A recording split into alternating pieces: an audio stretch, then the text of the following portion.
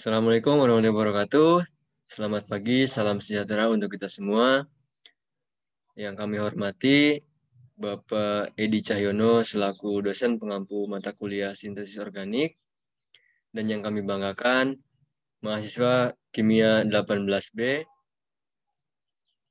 Pada kesempatan ini kami akan mempresentasikan materi dari buku yang berjudul Organic Synthesis: The Disconnection Approach pada chapter 3, yaitu The Order of Events Guideline 5 until 9. Di sini anggota kelompok kami yang pertama ada Fadli Al-Akbar, yang kedua ada Cahya Fadila, dan yang ketiga ada Lutfi Damayanti.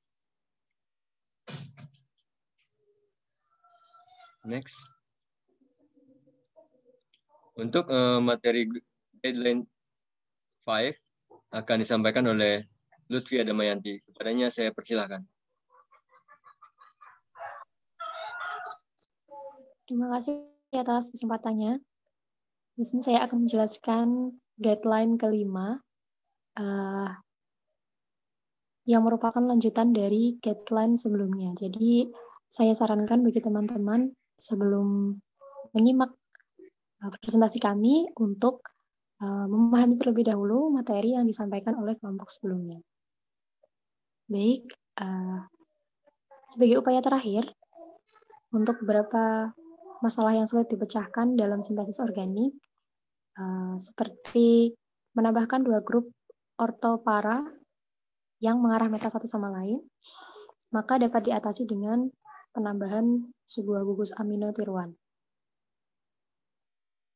yang nantinya digunakan untuk mengatur hubungan yang dibutuhkan dan dapat dihilangkan dengan diazotisasi dan reduksi.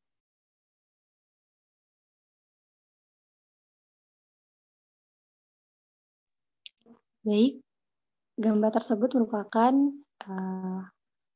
mekanisme penambahan gugus amino, di mana pada hasilnya nanti akan ada gugus amino yang bersifat para dengan alkil dan posisinya orto dengan X, di mana X ini berposisi meta dengan alkil tersebut.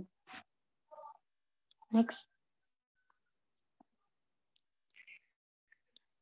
Kemudian asam yang ada di gambar 9, yakni asam 4 amino 2 hidroksibenzoik acid, ini biasanya digunakan dalam sintesis sejumlah anestesi lokal seperti propoxykain, atau yang bisa kita lihat strukturnya pada gambar nomor 10. Next.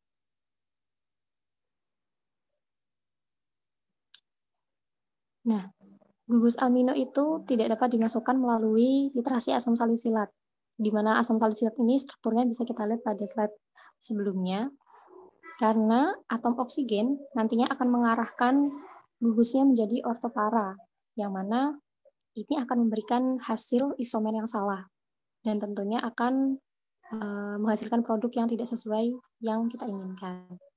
Nah, masalah tersebut dapat diatasi dengan sengaja membuat isomer yang salah, kemudian menitrasi molekul atau senyawa tersebut. Bisa kita amati bahwa senyawa 9 atau senyawa asam tadi mengalami FGI atau functional interconvention. Nantinya akan ada juga penambahan gugus amino, kemudian terjadi nitrasi di mana gugus NO2-nya ini putus, kemudian mengalami interkonferensi lagi, sehingga gugus NO2-nya putus lagi dan dihasilkan produk akhir dengan posisi orto. Next. Kemudian ini adalah sintesisnya. Bisa teman-teman pahami. Ada penambahan HNO3, kemudian menghasilkan produk sebanyak 68%, kemudian direduksi, dan akan ditambahkan gugus AC kemudian ditambahkan lagi HNO3 dengan produk 68% lagi, dengan 4 gugus, kemudian ada penambahan etil OH, sehingga gugus NH2-nya nanti akan putus dan mengalami reduksi menjadi produk akhir. Next. Kemudian kita akan membahas di guideline 6. Nah, beberapa permasalahan yang terjadi adalah adanya substituen yang sulit ditambahkan. Nah, salah satu strategi yang baik untuk dilakukan adalah tidak memutuskan semua ikatan gugus fungsinya, akan tetapi menggunakan bahan awal atau bahan dasar yang sudah mengandung substituen. Contohnya adalah substituen OH dan OR. Nah, prinsip ini telah dipraktekkan untuk pembuatan senyawa 4 atau senyawa Moss-Ambred yang telah dibahas di guideline 2 dengan substituen O-metil dan untuk senyawa asam yang telah dibahas di guideline 4. Teman-teman bisa cek lagi di guideline 2 dan guideline 4 dengan substituen pH. Sekian yang bisa saya sampaikan, saya kembalikan ke moderator. Baik, terima kasih atas penjelasannya dari Saudari Lutfia. Untuk selanjutnya, penjelasan mengenai guideline 7 yang akan disampaikan oleh Fadi Al-Akbar. Kepadanya saya persilakan. Oke, terima kasih. Ini suara saya terdengar? Dengar. Ya, lanjut mengenai penjelasan selanjutnya di guideline 7.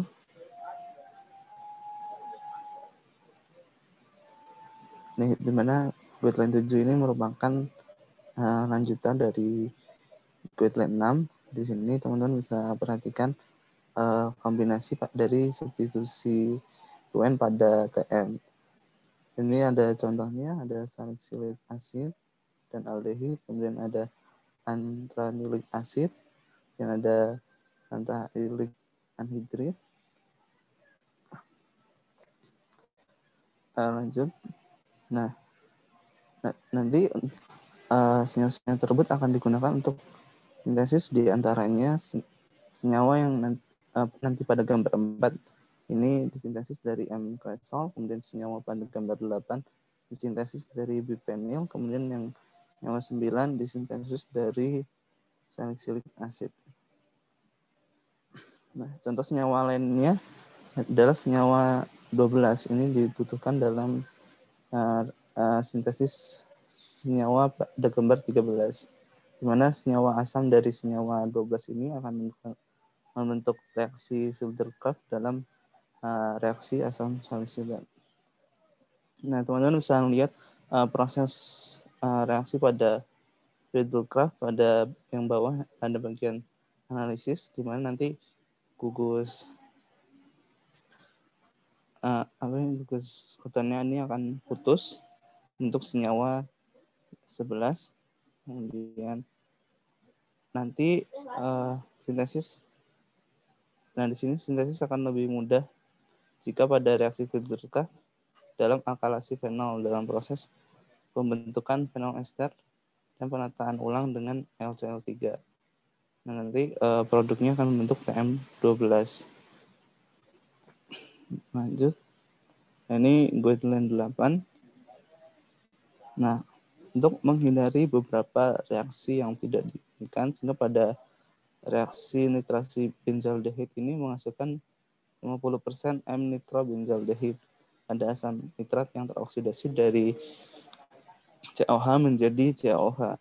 Nah, di sini permasalahannya di mana dapat tereduksi kembali dari COH menjadi COH. Salah satu contohnya adalah pada sintesis senyawa 16 ini dibutuhkan senyawa 15 penerapannya sebagai obat anti malaria. Nah, ini gugus OT merupakan gugus lepas yang baik pada proses awal reaksi dari guideline 6. Sehingga terdapat 2 metode sintesis, yaitu diantaranya teman-teman bisa lihat pada bagian analisis yang A ini ada nitrasi, kemudian yang B ini ada metode dengan klorometilasi.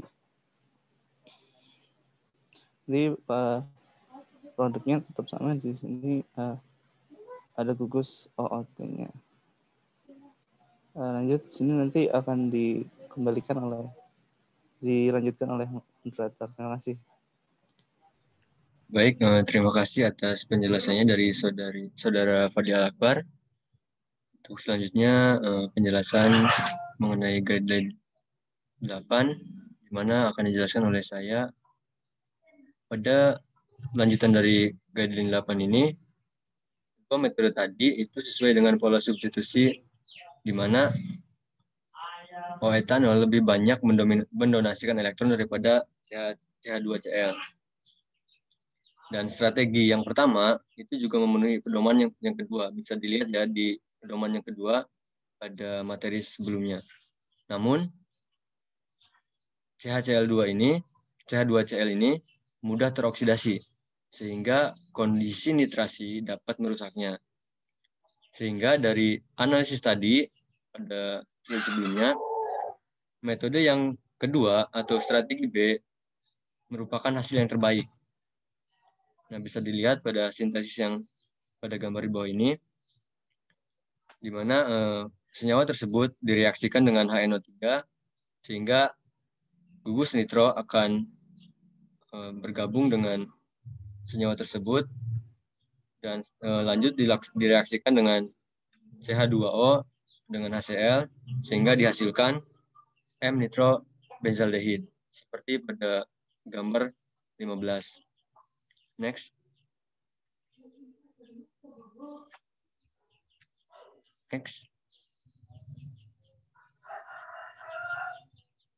Nah, untuk selanjutnya yaitu guideline 9 atau pedoman ke-9.